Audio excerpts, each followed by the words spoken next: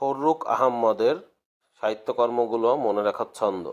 সাত সাগরের মাঝি মোরা সিরাজাম মুনিরা, মুহূর্তের কবিতা লেখে হাতেম তাইরা, নৌফেল ও হাতেম মিলে গড়ে পাখির বাসা, মেঘ বৃষ্টি আলোর দেশে ফররুখ আহমদ খাসা। এখানে কাব্যগ্রন্থগুলো হলো সাত সাগরের মাঝি, সিরাজাম মুনিরা এবং মুহূর্তের কবিতা, এগুলো হচ্ছে কাব্য। এরপরে কাব্যনাট্য হচ্ছে হাতেম তাই। হাতেম তাই হচ্ছে কাব্যনাট্য।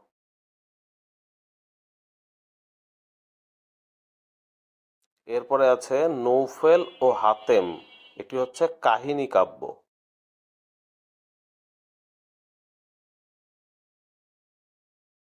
কাহিনী কাব্য। পাখির বাসা, এটি হচ্ছে শিশুতোষ গ্রন্থ। শিশুতোষ গ্রন্থ। মেঘ বৃষ্টি আলোর দেশ, এটি হচ্ছে কবিতা।